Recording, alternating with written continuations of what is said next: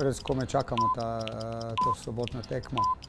Vidi se tudi po zdravstvenem kartonu, kateri se je zelo popravil v zadnjem času, tako da fantje so zelo dobre volje in štejemo ure.